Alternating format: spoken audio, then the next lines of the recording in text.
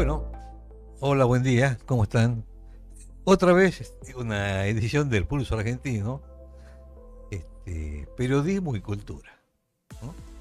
No se olvide. Hoy tenemos un invitado muy especial, así que hoy yo no voy a decir nada de introducción, nada. Hoy tenemos un invitado súper capo, que maneja dos temas esencialmente, me ha comentado, de la música y el fútbol.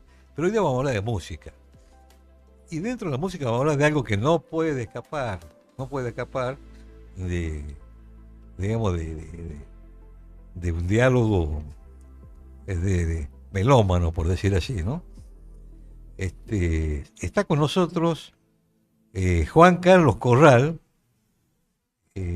Paqui Corral, y hoy día vamos a hablar de los Beatles. Eso me ha dicho, no sé, porque por ahí la charla se va para otro lado, yo les pido desde ya muchas disculpas.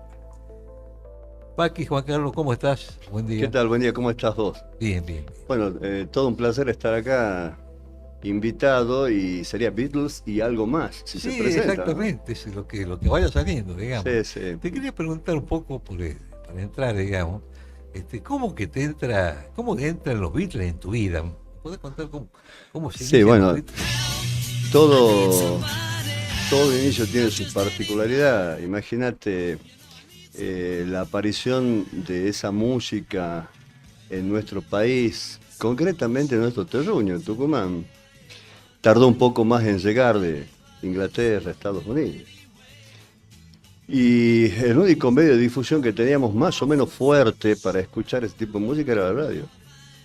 La radio y la rotación que se le daba a los temas, a las canciones de aquella época. No había otra forma, digamos. Por ahí solía aparecer cuando íbamos al cine a ver unas películas, esos noticieros argentinos, en el cual te ponían noticias, por supuesto, alrededor del mundo y nuestras también. Claro, sí. Y aparecían imágenes, por ejemplo, en este caso concreto, de Beatles, o sea, chispazos de cosas, simplemente hasta ahí llegaba la historia. No había revistas, por ejemplo, o publicaciones tales especializadas en música foránea y en grupos y bandas que estaban haciendo camino ya en Europa y en Estados Unidos. Estaban las típicas TV Guía, Radiolandia, que eran muy porteñas, con apenas algunas pequeñas notas y datos curiosos de lo que eran estos cuatro tipos. Eh, sobre todo resaltando esa imagen que era totalmente nueva. O sea, esas melenas, se decía, cuando vos ves la foto del año 62, 63 de las melenas, es para reírse, porque realmente Claro, de sí. melena no tenían prácticamente nada. Pero sí ese look disruptivo, esa música fuerte, estridente, el famoso comentario de los mayores, ¿cómo te puede gustar esa música? Bueno, hoy en día parece que forma parte de la prehistoria ese tipo de música en realidad, pero en su momento fue tan disruptiva como puede ser sonar en algún momento otras bandas como Nirvana en los 90, etcétera. Claro.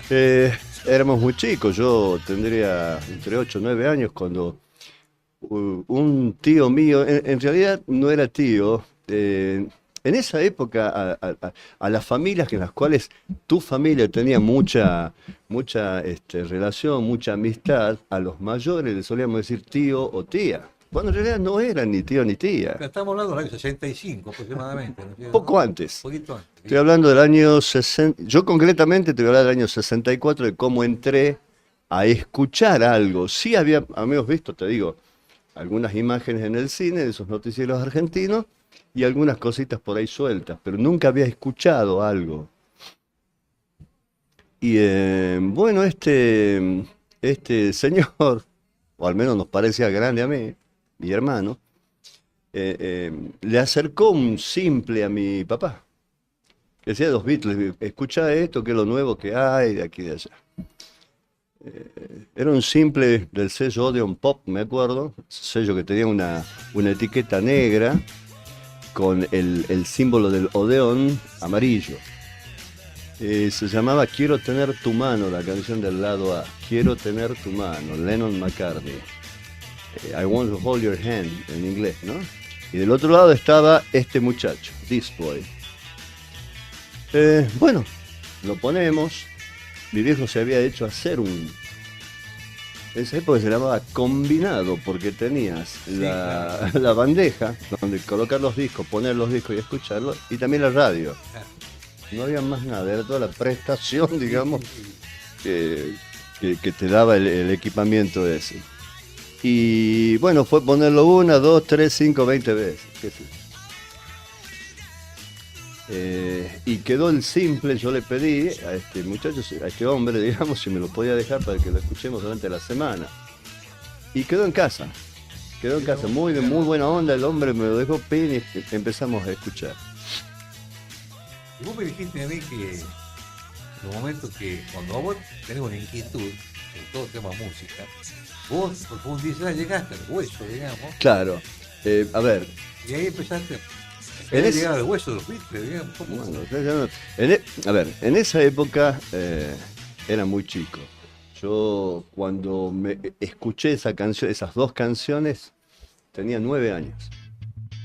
9 años, todavía no estaba en la cuestión esta de meterte, de racionalizar un poco la cuestión de qué significa esa música, por qué se hace así, cuáles son los acordes, secuencias de acordes, los arreglos. No estaba tanto en esa cuestión, era simplemente absorber lo que escuchabas y que te gustaba. Porque nosotros estábamos con Palito Ortega, Leo Dan, los Guabanco, etcétera, etcétera, Violeta Arriba, el Club del Clan. Era lo más a mano que tenías. En cambio, esta cuestión era muy nueva, reciente y distinta. No existía tanto en esa época, vamos a decirlo de esta manera, el autor-intérprete. El autor de una canción e intérprete de la canción. El cantautor, vamos a decirlo así, ¿no? No existía tanto. En ese sentido también han hecho camino los Beatles, ¿no? Interpretar su propia música, e inclusive componer para otras bandas, otros cantantes. Y no profundicé tanto en esos momentos, era muy chico, o sea, nosotros simplemente nos dejábamos llevar por esa onda. Y tengo anécdotas que son imperdibles. A medida, bueno, que fuimos escuchando más. Por supuesto. Ahora te la cuento. Dale. A medida que íbamos transcurriendo el tiempo y escuchábamos estas músicas, bueno, ya nos juntamos. Después llegó el primer long play, vamos a decirlo así, para escuchar, que también me lo facilitó este tío, que era la banda sonora, digamos, de la película A Hard Day's Night, que acá en Argentina no se llamó A Hard Day's Night, acá se llamó Anochecer de un día agitado, la canción. Pero la película se llamaba Yeah, Yeah, Yeah, Paul, John, George y Ringo, o sea, nada que ver con el título original. Bueno, llegó ese long play, imagínate, era toda una joya, ya no eran 2 canciones que escuchabas 14 canciones, que era el número particular que contenían los long plays en esa época. Y bueno, también tenía esto de que iba a estudiar inglés en un instituto privado. Y dijimos con un amigo mío de ahí de la cuadra, vamos a tratar de copiar las letras de las canciones, a ver si podemos, a medida como quien practica el inglés, etcétera, etcétera. Y bueno, chocábamos mucho porque no entendíamos muchas palabras en que consistían aparte del inglés. Si bien es cierto, estaban bien grabados los discos, por ahí las pronunciaciones no te pegaba bien, uno no estaba acostumbrado a escucharla, así que costaba eso. ¿Qué hacíamos nosotros? Y bueno, cantámela la canción. ¿Cómo te suena? Entonces el chango me empezaba, mi amigo empezaba a cantar la canción y yo escribía fonéticamente cómo sonaba. Y bueno, después el otro me decía a mí, cantámela vos a mí, pum pum. Che, ¿y si cantamos? ¿Y si cantamos? Y bueno, o sea, irresponsabilidad del chico, porque en definitiva no era otra. Y los dos teníamos un hermano menor que nos seguía con 1 año o 2 de diferencia en el caso de él. Y decidimos hacer el cuarteto que imitaba a los Beatles. Entonces, ¿qué hacíamos? Cantábamos esta fonética imitando guitarra al aire, porque no sabemos tocar instrumento alguno. Imitando guitarra al aire, bueno, vos vas a ser John, yo voy a ser Paul, vos vas a ser George, vos vas a ser Ringo. Pompo le pegaba algo el Ringo, no sé qué. Entonces cantábamos esas canciones en los cumpleañitos de los amigos de la cuadra. Mirá Pero así, haciendo guitarra al aire, o sea, nada... y los Beatles iban penetrando de esa manera, iba penetrando de esa manera. Sí, después sí, ya con las inquietudes más a flor de piel, pero mucho más adelante sí. Ya decía, bueno, esto no tan solo con los Beatles, la música en general, la vida en general. Siempre es bueno tratar de profundizar en los temas para conocer de dónde provienen las cosas, etcétera, etcétera, ¿no? El primer long play de los Beatles entonces es, no sé si es un día quita. El primer long play que yo escucho. Que vos escuchás. Beatles tiene una historia en la Argentina, voy a focalizarme en la Argentina porque claro, es lo que vos conocés, digamos, ¿no? Sí. Que nos pegó. Lo primero que se editó en Argentina era un disco EP, se llamaban, eran como unos discos simples, pero con 4 canciones. No eran 2 por lado, yo no sé si vos te acuerdas, eran discos muy parecidos en el tamaño al disco simple, pero con 4 canciones. Eso se llamaba EP, Extended Play, que era algo más que el simple, porque traía 4 canciones, pero mucho menos que el LP, claro, que el long play, que traía 12, 14, lo que fuere. Y no aparecen como Beatles. Era Tony Sheridan and the The Beat Boys. Aparecían como Beat Boys. Que ese EP ya había sido editado en España y Francia con las mismas canciones. Acá se replicó eso. Pero lo replicó el sello Polydor, que no era el sello de los Beatles, ni mucho menos. Sí se llamaban Beatles, pero ahí aparecían como The Beat Brothers por la cuestión contractual. Esas canciones se grabaron en Hamburgo, en Alemania, que también es otra historia muy particular. Y eso debe haber sido el segundo semestre del año 62. Supongamos que haya sido octubre, por citar un mes así particular del año 62, aparece en la Argentina ese EP que no decía The Beatles, decía Beat Boys. Sin embargo, en Inglaterra, en octubre, el 5 de octubre del 62, se edita el primer simple como Beatles, The Beatles, que era Love Me Do, que acá se tradujo como Ámame, y del lado B tenía P.S. I Love You, o sea, postdata te amo. O sea, porque vamos emparentando. Acá en el 62 todavía no se los conocía y los tipos ya en Inglaterra sacaban el primer simple. ¿Está? En enero del 63 sacan el segundo simple que con el tiempo, por allá de fin de febrero, comienzo de marzo, pasa a ser el primer número 1 en Inglaterra, sin haber grabado ningún long play todavía. Fue el segundo simple que se llamó Please Please Me. Por favor, yo se lo tradujo acá, mal traducido. Y bueno, acá en la Argentina, estoy hablando de enero del 63, marzo del 63, número 1 en Inglaterra, los tipos ya acá. Mirá qué nada. interesante, mirá qué acá nada, 0. Acá 0 de edición Beatles. ¿Había alguna barrera, digamos, acá para que...?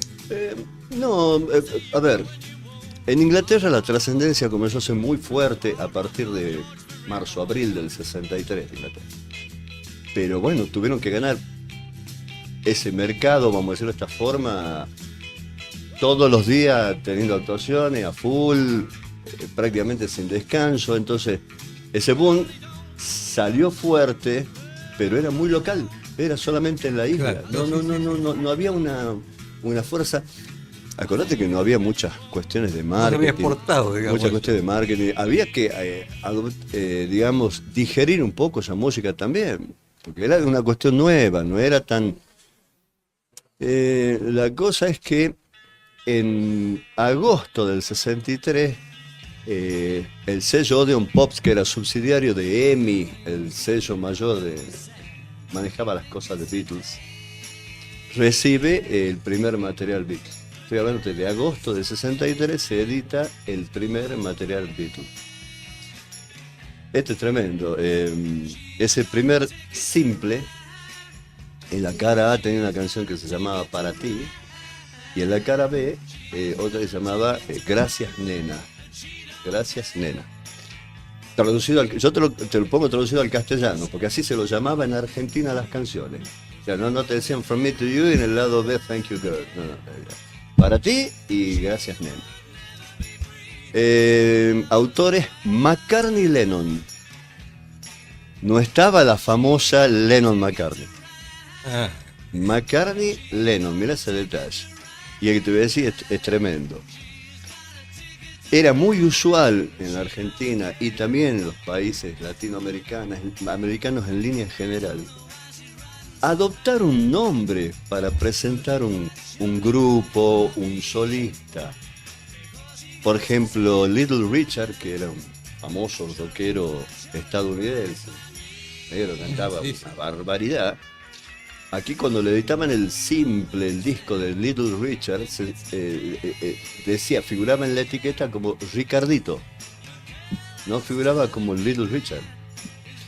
Había un grupo en Inglaterra que también provenía de Liverpool, Jerry and the Pacemakers, que sería algo así como Jerry y los precursores, que sería más o menos la traducción de pacemaker. Acá en Argentina era Jerry y los marcapasos. ¿okay? O sea, le cambiaban el nombre al grupo. Bueno, este primer simple de los Beatles no sale como Beatles, sale como Los Grillos. Ah, ¿ya? Los Grillos. El primer simple acá era de Los Grillos. Abajo, en letra chiquitita, o sea, Los Grillos estaba destacado. Es fuerte, con una letra bien destacada. Y abajo, menos destacado en intensidad, decía The Beatles, no decía Los Beatles, The Beatles. Pero el disco, como vos cuando ibas, si querías comprar eso, tenías que ir a pedir en una casa de música de Los Grillos.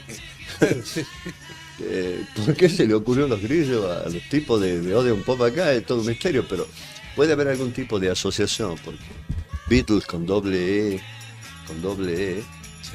en inglés significa escarabajo. Ahí Lennon en un juego de palabras cambia una letra, Beatles sería, ¿no es cierto? Beatles con doble E.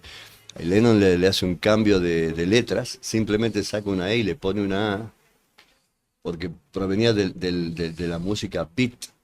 Poco hace un juego de palabras para decir Beatles. Y eran muy fanáticos los tipos de un grupo yankee, Buddy Holly and the Crickets. Buddy Holly and the Crickets. Y Crickets en inglés es grillos. Bueno, toda una asociación de cosas se sospecha que pudo haber sido por ahí un poco la cuestión de por qué los grillos. Que hablándote de agosto del 63, cuando ya en Inglaterra era un boom incontrolable, nosotros acá recibíamos el primero de ese primer material con muy poca rotación en las radios. Yo nunca lo escuché ese disco por la radio y era lo único que tenía. La radio era compañía a la mañana, a la siesta, a la tarde, a la noche. No había otra cosa. Y se escuchaba mucha radio, pero no existía, al menos yo no, para ti de los Grillos, no recuerdo haberlo escuchado.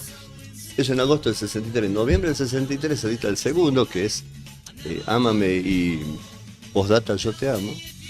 También como los Grillos. También McCartney y Lennon.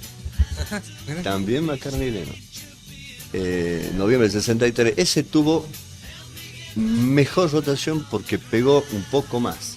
El simple es. Ya estamos en fines del 63. Allá en Inglaterra los tipos tenían en los rankings top de todo. Fines del 63 eran top de todo. 2 álbums, Please Please Me el primero y With the Beatles el segundo, top. 51 semanas, Please Please Me y un poquito más en el primer lugar, Please Please Me, y después With the Beatles un poco menos tal vez, no recuerdo bien cuántas. Pero el segundo long play de los Beatles los reemplaza al primero en el primer puesto, o sea, Estados Unidos, por citarte el país, vos tenés éxito en Estados Unidos, ya tenés en el mundo directamente, Claro, sí. ni enterado. En realidad, la compañía grabadora de Beatles, EMI, tenía su subsidiaria en Estados Unidos, que era Capitol Records, y Capitol Records no le estaba aceptando ese tipo de música porque decían que para el mercado estadounidense no iba a resultar. No tenía la onda o la penetración posible para ese mercado. No le interesaba la música, a los tipos les interesaba que tenga penetración en el mercado y que hagan dinero. Claro, que era comercial Claro. puro, digamos. Sí. Entonces les rechazaba, la subsidiaria sería el nexo directo. Entonces, ¿qué tenía que hacer EMI? Ir y buscar otros sellos que le podrían publicar a Beatles, que no era el que tendría que ser por naturaleza, que era Capitol Records. Y así encontraron BJ, por ejemplo, que les publicó 2 discos, 3 discos. Encontraron Swamp Records, que le publicó 1. Pero sin éxito en Estados Unidos. O sea que a fines del 63, nada prácticamente acá, nada prácticamente en Estados Unidos. En Estados Unidos por la propia adopción de decir esto no va para nuestro mercado, por lo de Capitol Records. Escúchame, y te voy a decir disculpa porque me quedé enganchado. Ah, Te voy a hacer un breve excurso, te saca un poquito de la historia espectacular que estás contando, porque hay un mito dando vuelta ahí con respecto al tema, con respecto a Ringo, digamos. Porque bueno. se habla mucho de que Ringo no se inició con los Beatles, y otro dice que no, que ya cuando estaba Ringo ya fue cuando Lennon le cambió el nombre, le puso Beatles. ¿Cómo es el tema? Bueno, sí. ¿puedes contar algo de eso?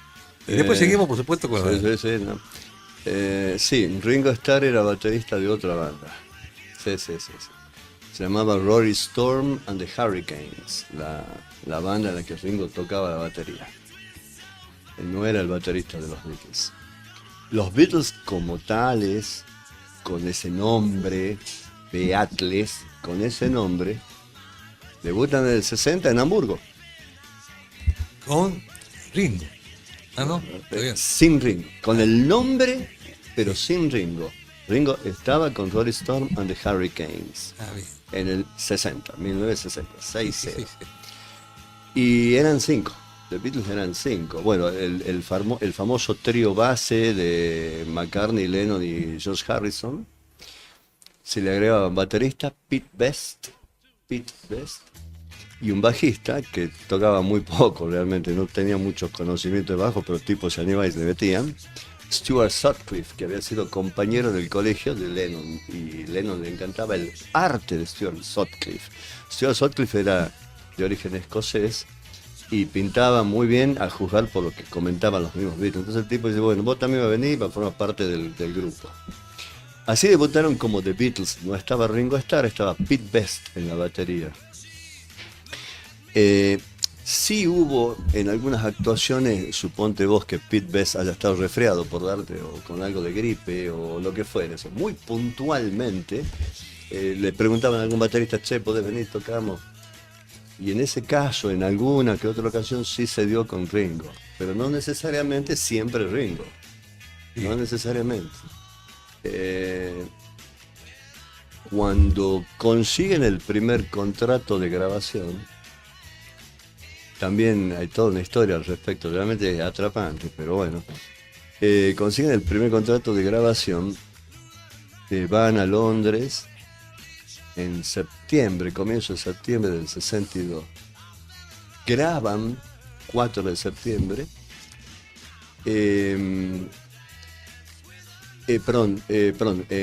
Sí, claro. Graban en junio del 60. No graban, le hacen unas audiciones, quedan cosas grabadas, pero no era ya para ir, para ser editada. Entonces, el productor de EMI, que en esos momentos era George Martin, le dice a Brian Epstein, el manager de los Beatles, que había algunas cosas que había que pulir, que no sé si cambiarlo, ver de qué forma se podía hacer, y una de esas era el ritmo, la batería. Pero no le dice, che, sacalo a este tipo y listo, que entre otro. Lo que sí se hace, nunca se supo bien el por qué, Los otros tres le piden que no lo queremos tener a Pete Best. Ah, Y bueno, Brian Epstein lo encara a Pete Best y le dice que no iba a formar parte Hasta ya aquí más del llegamos, grupo, hasta acá claro. llegaste. Y ya tenían decidido que sea Ringo Starr el que los reemplace. Tenían mucha onda. Ringo es una persona muy querida, muy sí, tiene querida. una energía positiva. No, una energía positiva tremenda tiene el tipo. Y aparte, eh, entra mucho en la gente, o sea, un tipo campechano, un tipo Con carisma, puedo decir. carisma, exactamente, es querible. A la gente Y le gusta. ha sido un poco la amalgama entre los otros tres, porque los otros tres, dentro de sus, a medida que han ido avanzando, han empezado a aparecer muy fuertemente los egos compositivos y algunos otros más. Y el que siempre quedaba postergado era George Harrison, que la sociedad Lennon-McCartney era, Y al claro, principio indivisible. era imposible, contra eso no podía. Entonces no le daba mucho lugar, por ahí venía con una canción George Harrison y bueno, había que ver si se podía trabajar o no se podía trabajar, en fin. Todas esas tensiones han ido apareciendo y con el tiempo explotó en algún momento y se separaron, obviamente, ¿no? Así es como entra Ringo Starr, digamos, a la banda. Fue el último en entrar. Perfecto. Bueno, te sacado yo, estábamos hablando Sí, un poco de retomo, lo que estaba pasando. retomo. Retomamos. Sí, retomo. Estaba el tema Inglaterra, Todavía Estados estábamos, Unidos. mira, en Inglaterra tenían los dos álbumes al top de los rankings. Habían editado a fines de noviembre ya 5 singles, 5, todos súper exitosos. 3 EP, eran los discos estos de chiquitos pero de 4 canciones. Una parte, ¿no? Voy a poner Sí, un sí, dale, asterisco dale. ahí y voy a hacer un pequeño comentario respecto a los discos, porque me acabo de acordar algo que son detallecitos que me saltan en la memoria, sí. Perfecto, sí. Nosotros teníamos, en nuestra época existían, a comienzos de los 60, los discos de 78 revoluciones por minuto. Eran unos discos que estaban hechos a base de goma de laca. Tenían un espesor impresionante. Vos hacías que caiga el disco en la bandeja temblaba. 78 revoluciones por minuto, o sea, en un minuto gira 78 vueltas, digamos así. Eso le daba cierta ecualización favorable, vamos a decirlo de esta manera, un sonido relativamente bueno, potable. Pero a medida que vas buscando menor cantidad de revoluciones, va mejorando el sonido y mejora también la durabilidad, porque algo hecho a base de goma de laca tiende a fragilizarse, Claro. tiende a fragilizarse. Ahí fue como apareció también en esa época el vinilo, que sería Que ya eso el polivinilo de cloruro, sería el lo de material. la fidelidad, alta fidelidad, ese tipo Bueno, de. ahí está, justamente. Entonces ya comienza a agarrar mayor y mejor fidelidad a menor cantidad de revoluciones por minuto. Y el 33 revoluciones por minuto, que era el simple y el long play típico que teníamos nosotros, tenía un agujerito en el centro de unos 7 milímetros aproximadamente. Entonces vos lo ponías ahí, podía ser la guía por donde lo ponías, puede ser una larguita, porque podías acumular discos acá arriba con un sistema que los sostenía, o podía ser una guía muy cortita, Para poner uno por uno. para poner uno por uno. Sin embargo, aparecieron, por un motivo tradicional, algunos simples, sobre todo, no long play, con un agujero mucho más importante, no de 7 milímetros. Estos redondeaban, andaban en los 39, 40 milímetros. Mucho más importante, puedo decir. Ah, sí. ¿Cómo vamos a hacer para poner esto Ahora si recuerdo, este tiene 7 milímetros? Así de grandote. Entonces venía un adaptador, sí, no en el de la guía complemento. grande, exacto. Entonces vos ponías el complemento y recién podías ponerlo Ah, sí, al disco ese. sí, sí. Me acordé de ese detalle. Eso se daba sobre todo en lo simple. Será Y por eso, la cuestión mecánica, digamos. eh, Para existían, que- solían existir, bueno, mucho en Europa y en Estados Unidos, un poco menos acá, pero yo sí me acuerdo de haber visto en los boliches, digamos, en las confiterías o lo que fuere, unas máquinas que se llamaban Rocola. las rocolas tenían una serie de discos puestos. Entonces vos entrabas, buscabas la canción que te gustaba, apretabas el botón, un mecanismo lo sacaba al disco y lo ponía, ¿no? Sí, Entonces sí, vos sí. escuchabas eso, se escuchaba por todo el boliche, salón. esta música, el salón. O sea, pagabas, no sé, 10 centavos, lo que fuere. O sea, Una ficha, una digamos. fichita, exactamente. Y escuchabas. Bueno, para esas rocolas lo fabricaban con el agujero de Más 39 milímetros, exacto. Mira vos. Mira vos. Por eso es poco por tradición, se adaptó. No era muy común, ¿no? Pero tenías que tener también ese adaptador por si acaso te tocaba un simple con el agujero más grande. Exacto. La cosa es que, bueno, en el año 64 recién viene toda esa onda expansiva de Inglaterra, empieza a desparramarse, llega acá y llega a Estados Unidos. Comienzo del 64, los Beatles se presentan en Estados Unidos en un show de variedades. Esa es otra cuestión de aquellos tiempos. El show de variedades. O sea, en los espectáculos de variedades, los tipos tocaban la guitarra, después venía un mago, después pasaba un acróbata, después entraba un cantante de baladas, después había un coro de niños, o sea, una variedad impresionante del espectáculo. Era realmente variedad. Eran variedades, se llamaba. Bueno, en el espectáculo de variedades, el Ed Sullivan Show, ahí se presentaron. ¿Por qué se presentaron? Porque era el espectáculo de variedades de mayor penetración que había en Estados Unidos.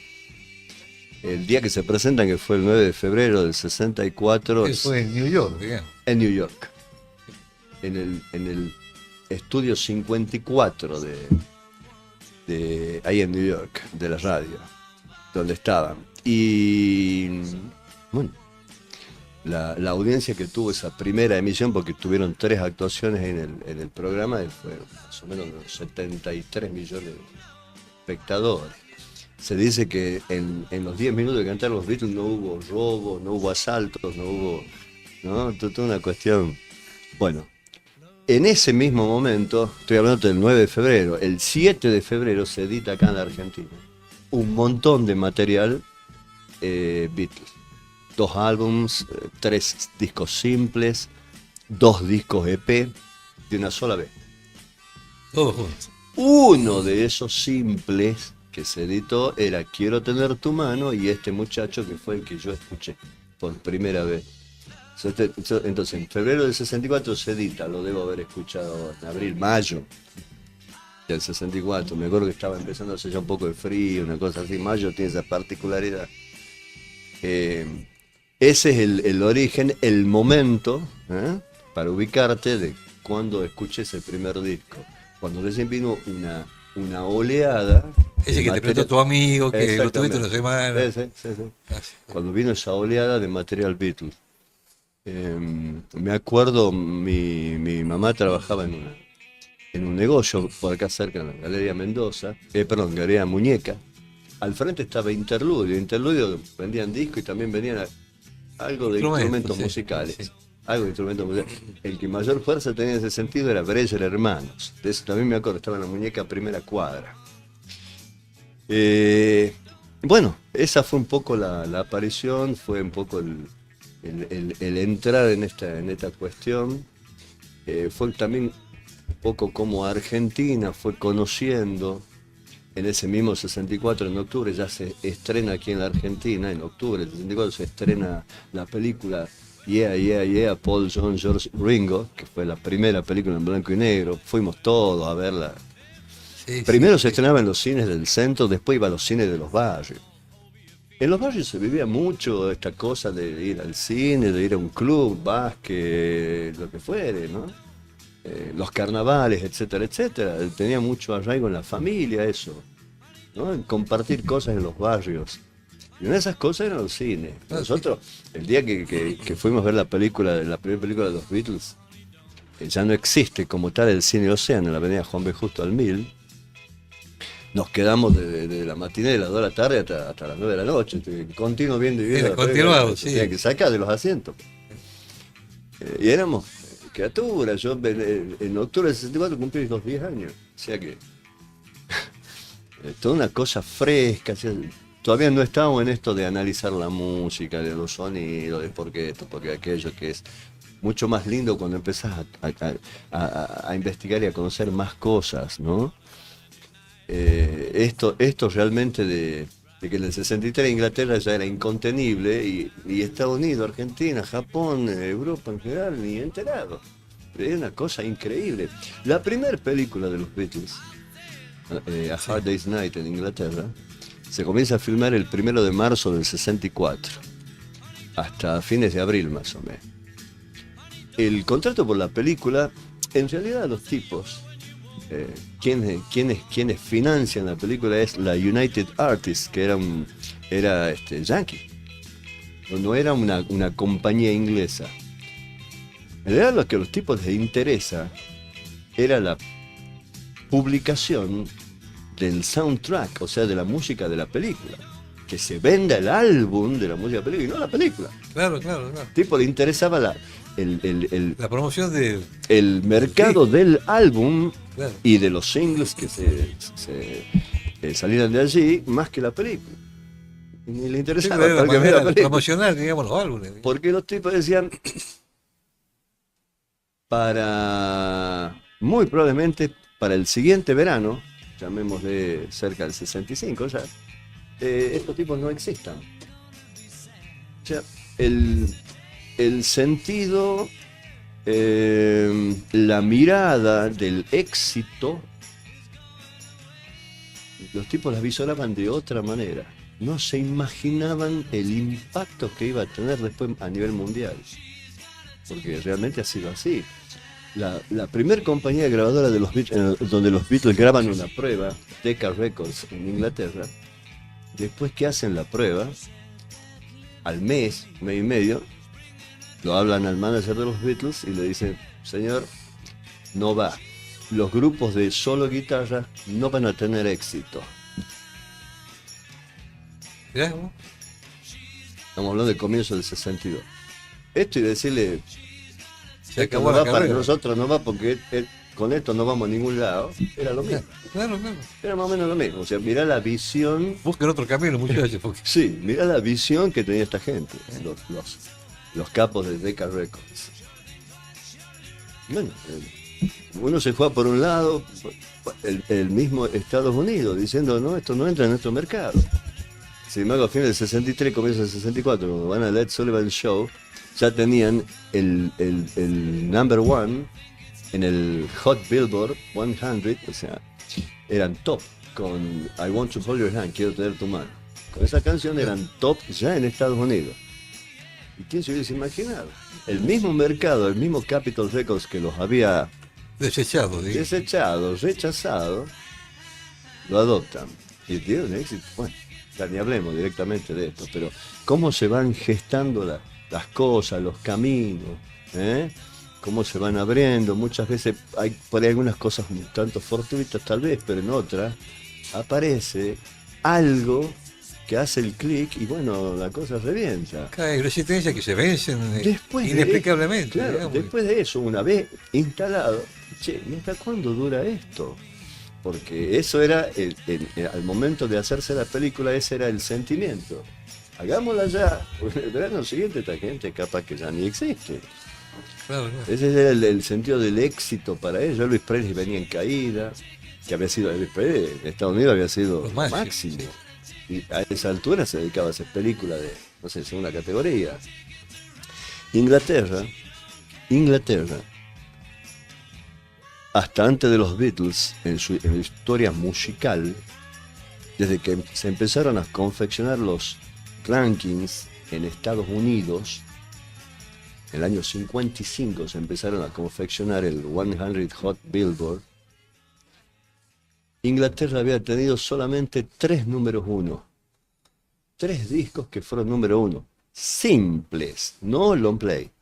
Simples, 3 canciones te voy a decir. Una del año, hay que decir los años 50, de una tal Vera Lynn. Vera Lynn le llamaban la novia de las fuerzas.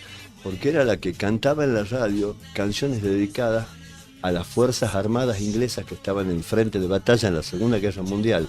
Eso era Vera Lynn, pero Vera Lynn, de los 50, logra grabar una canción, y tengo una pequeña anécdota al respecto. Auf Wiedersehen, Sweetheart.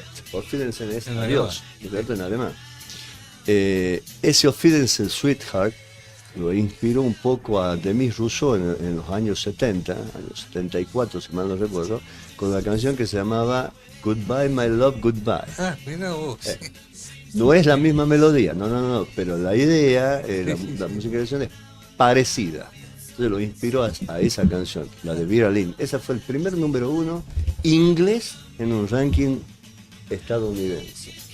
El segundo fue muy cerquita de los Beatles, fue en el año 61, de un clarinetista, Aker Bilk, se llamaba, una canción Stranger on the Shore, que formaba parte de la música de una serie de televisión inglesa, Stranger on the Shore. Año 61 fue número 1.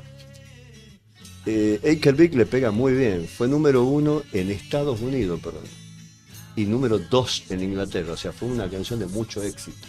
Canción nada más, una. Y después vino un grupo de Tornadoes, los Tornados, con una canción que se llamaba Telstar. Telstar hacía alusión al primer satélite de telecomunicaciones que mandó la NASA. Ah, mira. O el primer satélite que se utilizó para programas en vivo. Ese satélite duró 3 meses. No debe ver la vida útil del satélite, pero fue el primer, digamos, el que generó todo, ese precursor que generó todo en las telecomunicaciones, Telstar. Entonces los Tornados hicieron una canción haciendo alusión al Telstar y sonaba muy electrónico, muy robótico, fue una cosa súper novedosa en el año 62, diciembre del 62. Y nada más. Hasta ahí llegaba Inglaterra con los números 1. Cuando aparecen los Beatles ya fue imparable. Porque después de Beatles viene la invasión inglesa, Rolling Stones, The Animals, Herman Hermit. Qué interesante lo que nos estás contando. No, bueno, todo eso tiene una cuestión que realmente llama la atención, y aparte también por más publicidad que vos le puedas meter a un producto, por más bomba que le metas a un producto, si el producto no tiene algo, y estamos en la lona lo mismo. O sea, algo más que un producto en sí debe haber cierto tipo. Porque Claro, por supuesto. Por supuesto. algo más debe haber habido ahí, ¿no? Es todo un fenómeno social que Claro. hay muchísimo escrito al respecto. Mira que tenemos para conversar, si tenemos poco tiempo, Ah. pero bueno, yo te voy a sacar un compromiso, que vamos a hacer otros programas más, porque Paqui, sos tan vasto tus conocimientos, tan detallistas, tan interesantes, que me parece que los tucumanos nos merecemos un poco más. Bueno, ojalá se prenda.